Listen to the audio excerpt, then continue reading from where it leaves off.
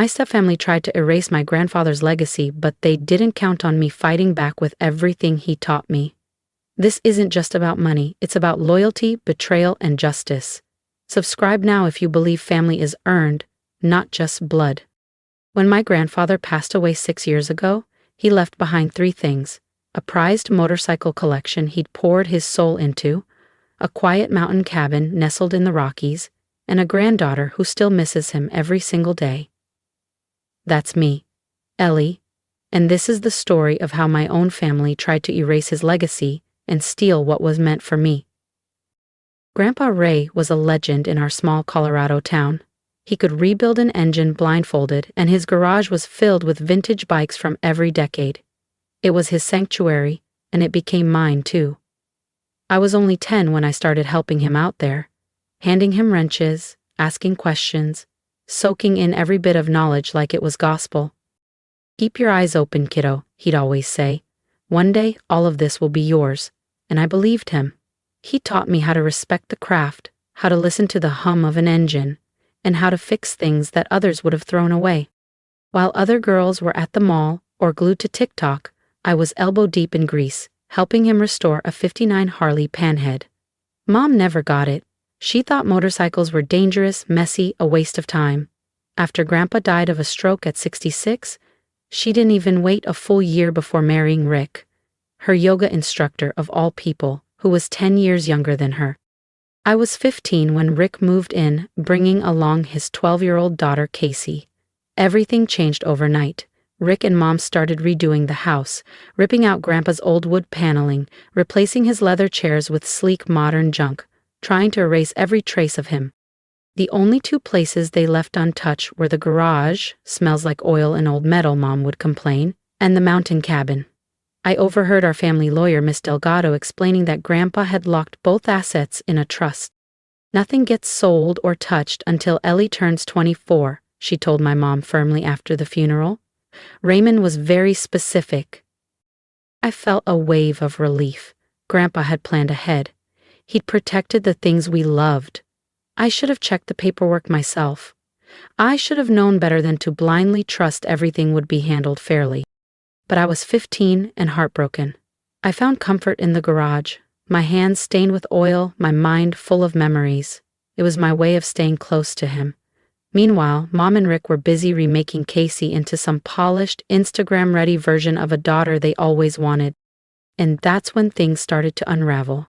Perfect daughter, designer boots, private ski lessons, etiquette workshops in Aspen. Nothing was too expensive when it came to Casey's development. "Ellie, sweetheart," Mom would sigh, eyeing my oil-stained flannel and ripped jeans. "Wouldn't you rather come with Casey to her refinement seminar this weekend? It's far more appropriate than spending all your time in that dirty garage." But I stayed true to what Grandpa taught me.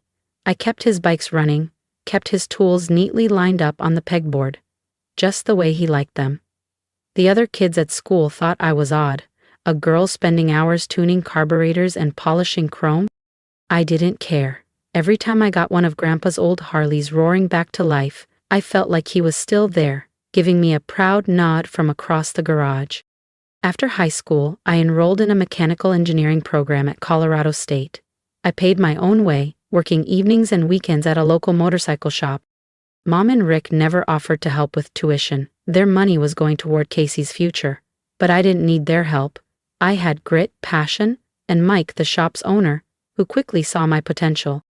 "You've got hands like your grandpa," he'd say, watching me tear down an engine with surgical focus.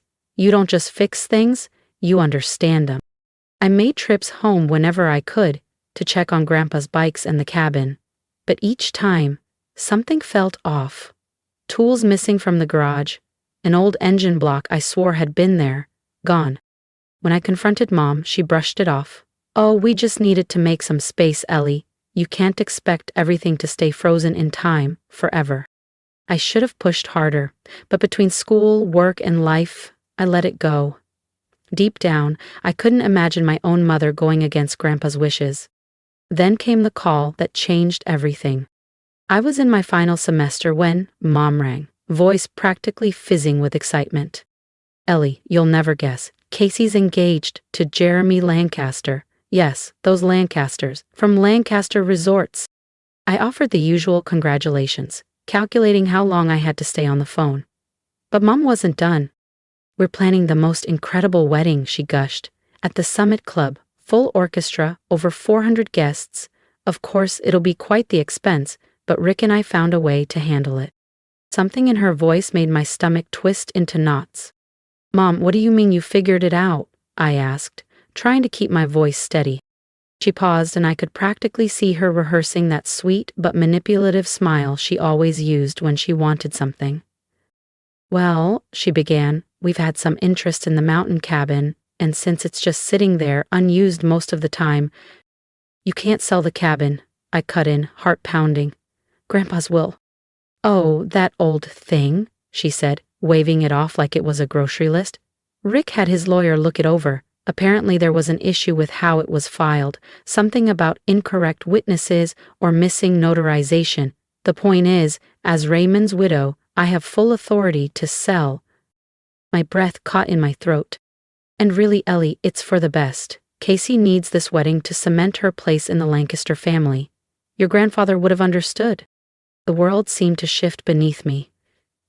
No, he wouldn't. That cabin has been in his family for generations. He wanted me to have it. Don't be selfish, Ellie, she snapped. Casey is your sister now, and this is her moment. Besides, she added, her voice taking on that snide, familiar edge, what would you do with a mountain cabin anyway? You're always elbow deep in engine grease, messing around with those old motorcycles. This way, at least the property will go towards something useful. I hung up. My hands were shaking so hard I nearly dropped the phone. I could still hear Grandpa's voice. Someday, all this will be yours. I lunged for my laptop and started digging through old emails. Anything from Ms. Delgado, our family lawyer. Any proof, any clause, any document. That's when I noticed something else. The motorcycles. The collection Grandpa had built his whole life. Half of them were missing from the insurance reports. I called Mike at the shop, doing my best to keep my voice even. Mike, I need a favor. When you last saw the garage, how many bikes were there? A long pause. Ellie, I was wondering when you'd ask. They've been selling them off, one at a time. My stomach dropped. I tried to stop it. Those bikes were meant for you. But Rick said they had paperwork. Legal stuff. I ended the call in stunned silence. Then I opened my email and wrote 2 messages, one to my academic advisor, requesting an emergency extension, and the other to Miss Delgado. The second message I sent was to a lawyer I'd met through the bike shop, a soft-spoken, sharp-minded, classic motorcycle enthusiast named Marcus Bennett. He also happened to specialize in estate law. Need your help. Family inheritance being sold without permission. How soon can we meet? I typed. His reply came back in minutes. Tomorrow morning, 8 a.m. Bring anything you've got. That night, sleep didn't come easy. I kept replaying Grandpa in the garage, his hands calloused, grease under his nails, teaching me how to feel the engine's rhythm, how to hear what others missed. Keep your eyes open, kiddo. One day this will all be yours. I'm watching now, Grandpa, I thought, as exhaustion finally pulled me under, and I'm not letting them steal what you left me. Marcus Bennett's law office looked like something out of a movie. Leather armchairs, rich wood paneling, shelves of legal volumes that practically whispered power. But what caught my eye were the framed photos along the walls. Vintage bikes, dozens of them. One in particular stopped me cold. A stunning 1965 Triumph Bonneville, just like the one Grandpa and I had started rebuilding the summer before he passed. That one's mine, Marcus said, catching my gaze. Took me nearly 4 years to get it road ready. I nodded slowly. My grandpa and I were working on one just like it. Mike must have told him about me, because his demeanor shifted instantly. The easy charm vanished, replaced with a quiet intensity. Tell me everything, he said. Start from the top. For the next hour, I laid it all out. Grandpa's will, the clause about waiting until I turned 24, the missing motorcycles, and now the attempt to sell the cabin to fund Casey's society wedding. Do you have a copy of the will? He asked. I shook my head. Mom said there were issues. Something about bad witnesses or missing paperwork? Marcus's brow furrowed. That's suspicious. Who was your grandfather's attorney? Ms. Delgado's old partner, George Patterson. But when I called yesterday, they said he retired and moved to Florida. Marcus leaned forward. George Patterson? I know George. He's a perfectionist when it comes to estate filings. If he wrote the will, it's airtight. Can you find out? I can do better, he said, pulling out his phone.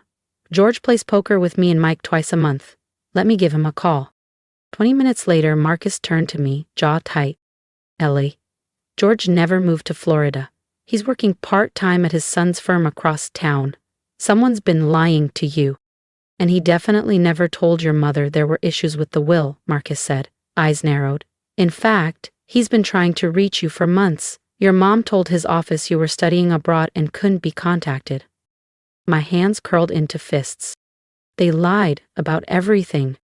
It gets worse, Marcus continued grimly. George says your grandfather didn't just leave a will, he set up a trust.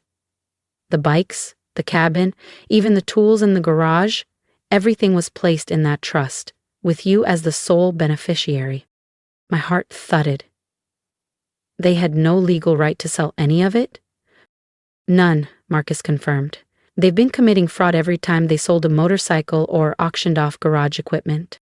My voice trembled. So, all those missing bikes, the tools. Marcus was already tapping away on his computer. Selling trust property without the trustee's authorization. That's breach of fiduciary duty. Using the money for personal benefit, fraud, and lying about the trust's validity? He looked up. That's a whole new level of illegal. What can we do? I asked, barely breathing.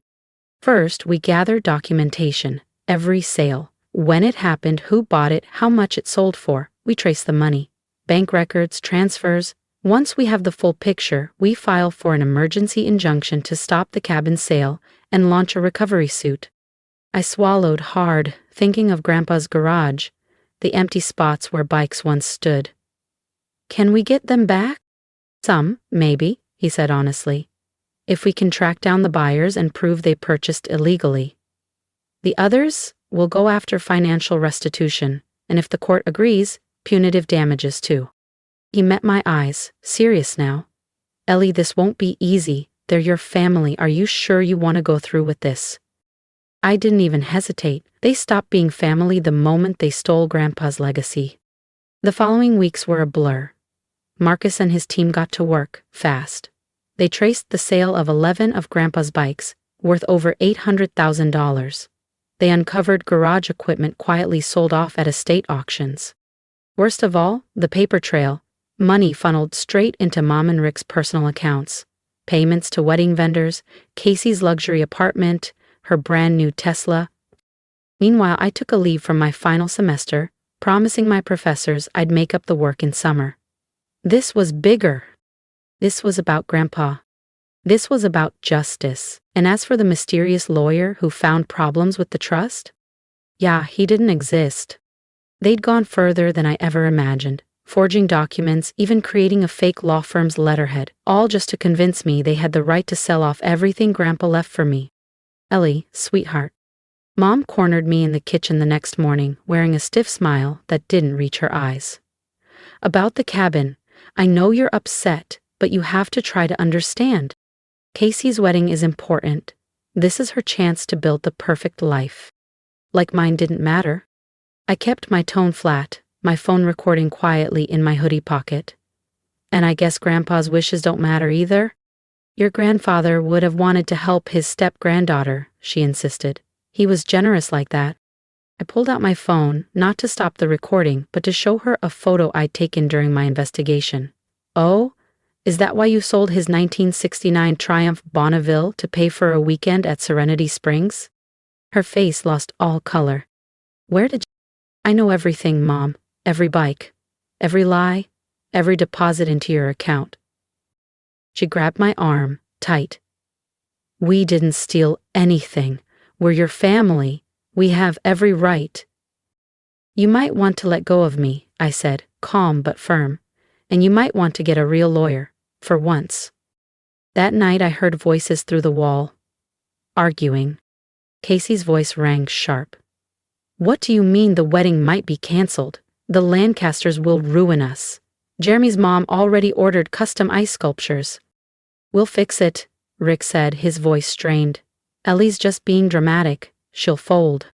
I smiled grimly, thinking of the files sitting in Marcus's office. They had no idea how much trouble they were in. The next morning, I headed to Grandpa's garage, just needing to breathe, to feel something real. In the back corner, under a dusty tarp, I found her, our project, a 1957 Chevy Bel Air, the one we'd rebuilt together during high school. She was a little worse for wear. Engine scattered across the bench, paint dull, but untouched. I rested my hand on the hood, hearing Grandpa's voice again. Patience, kiddo. Sometimes you gotta take things apart before you can build them right. He meant engines. But now? That lesson was everything. I was dismantling the lies, piece by piece. And soon, I'd rebuild the truth. My phone buzzed. A text from Marcus. Meeting tomorrow, 10 a.m. Bringing George Patterson. Time to drop the hammer. I texted back a simple, I'll be there, then rolled up my sleeves and got to work on the Bel Air's engine. Tomorrow would bring chaos. But today, I could lose myself in the rhythm of socket wrenches and grease-stained gloves, honoring Grandpa the only way I knew how. The smooth clink of metal, the scent of old oil, the quiet focus. It grounded me. As I worked, I heard Mom and Rick leave for another wedding planning session up at the Summit Ridge Country Club. They were still deep in their fantasy floral arrangements, custom menus, orchestras, clueless that while they played party planners, Marcus's team was out serving subpoenas. Every auction house, every classic bike dealer, every shady buyer who'd touched Grandpa's legacy, now on record. The truth was coming, whether they liked it or not. The next morning I arrived at Marcus's office early. I watched through the front window as Rick's sleek BMW pulled up. All three of them stepped out like they were walking into a boardroom. Mom wore her Let's Keep This Civil power suit, a tailored navy ensemble with pearl buttons. Rick was in his tennis club blazer, trying too hard to project authority. And Casey? She was clinging to a giant wedding planner binder like it was a life raft. Marcus greeted them in the lobby, while I waited inside the conference room with George Patterson. He didn't look anything like the retired, forgetful old man Mom had described. His handshake was firm, his eyes sharp behind wire-framed glasses. Your grandfather was a good man, he said quietly. He trusted your mother to do the right thing. He paused, then added, I'm sorry she didn't. Before I could answer, the door opened. Mom's confident smile froze the second she saw George. Rick paled. Casey just blinked in confusion. Mr. Patterson, Mom's voice pitched higher than usual. What are you doing here? Marcus shut the door calmly. Good question, Mrs. Whitaker. Especially since you told your daughter he was retired and living in Florida. There must be some misunderstanding, Rick jumped in, but Marcus cut him off. Please, have a seat. They sat. I saw Mom's hands trembling as she adjusted her skirt. She knew. The facade was cracking. Marcus opened a thick folder. Let's begin with the trust Mr. Raymond Whitaker established for Ellie, the one you claimed didn't exist. We never, Mom began, but George cut in. I have the original trust documents here. Properly witnessed, properly filed. Your husband was very clear. Every motorcycle, the mountain cabin, all tools were to be held in trust for Ellie until she turned 24. Marcus slid copies of the trust documents across the table. I watched as Mom and Rick's faces drained of color with each page. Furthermore, Marcus said, calm and precise, we've documented multiple unauthorized sales of trust assets. He laid out photos one by one. The 1969 Triumph Bonneville, sold to fund a spa weekend. The 1965 Norton, gone to pay for Casey's new apartment. The 1970 Indian Scout, used to cover country club dues. Casey blinked. Mom? Rick? What is all this? And most recently, Marcus continued, the attempted sale of the mountain cabin, all to fund a lavish wedding, paid for with stolen money. Stolen, Casey gasped.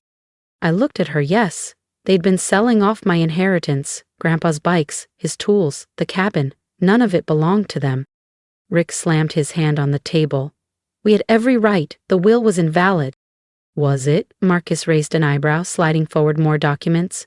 Fake letters, forged signatures, a fabricated law firm, document forgery, wire fraud, trust conversion. Mom's voice cracked. We needed the money. Rick's business. Casey deserved a beautiful wedding. With stolen funds? I asked coldly. That's what she deserved? Casey broke down. The Lancasters will cancel everything. Jeremy's mom already paid for the ice sculptures. I sighed. Maybe you should have asked where the money was coming from. Marcus's voice cut through the room. Here's what happens next. All sales stop immediately. The cabin is off the market. You'll provide a full accounting of every item sold, every cent spent. Mr. Patterson and I will be reviewing everything. You can't do this, Mom whispered. We're family. I stood. Was it family when you lied about Mr. Patterson? When you sold Grandpa's bike from my senior year? When you tried to erase him from everything? She reached for my hand. Ellie, please. If you'd just asked, I might have helped with Casey's wedding, but you didn't. You took. Marcus laid down the final papers, court orders, repayment demands. You have 24 hours to sign and comply, he said. After that, we go to the police. The police? Mom gasped. You sent yourselves there, I said quietly, every time you chose lies over love. They left broken, Mom crying, Rick silent, Casey devastated. I should have felt triumphant, but all I felt was tired. Still, Grandpa's legacy was safe, and that mattered most. Mom and Rick had to remortgage their house to begin repaying what they'd stolen. Casey's wedding was canceled, and with it, her engagement. Turns out the Lancasters didn't want their name tied to fraud investigations. Their words, not mine. She moved back in with Mom, her dream of marrying into high society gone. Meanwhile, Mr. Patterson helped me establish full legal oversight of the trust, making sure no one could ever touch it again. When I finally stepped back into Grandpa's garage, now partially refilled with the bikes we recovered, I felt him more than ever. The 1957 Bel Air still sat in the corner, untouched. I ran my hand along the fender, remembering all those hours we spent rebuilding it together. I did it, Grandpa, I whispered. I protected what you built. I just wished it hadn't come at the cost of losing what little family I had left. Then again, maybe they were never really family, because real family doesn't steal from you, or lie, or treat your inheritance like a blank check. A year later, I graduated from CSU's engineering program. The ceremony was small, just me, my professors, and a few close friends from the bike shop. Mom sent a card. I never opened it. The cabin has become my weekend retreat now, a quiet, healing space where I restore bikes, sip coffee on the porch, and remember the man who taught me everything that truly matters. Work hard, do right by people, and protect what you love. Sometimes I sit in the garage late at night, surrounded by engines and memories, and I know I made the right choice. Some things are worth more than money. Legacy, honor, truth. Rick and Mom never understood that. Last week, I finally finished restoring the Bel Air. When I took it for its first spin, the engines sang, just like Grandpa taught me. I felt peace for the first time in a long while. They tried to take everything, but they couldn't take this. The love, the knowledge, the history. There are still legal matters to settle, still money to recover. Mom calls now and then, always when she needs something. I don't answer. Some people say I'm too harsh. Maybe they're right. But forgiveness? That has to be earned. And until then, I'll keep doing what I was born to do. Be my grandfather's granddaughter, the keeper of his legacy, the protector of dreams built, one bolt at a time. Thank you for listening to my story, for standing beside me when it felt like no one else would. I didn't tell this for sympathy.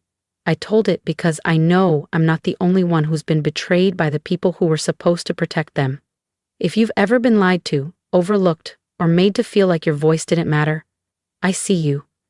And I hope my story reminds you that even when it feels like you're alone, you're stronger than you think.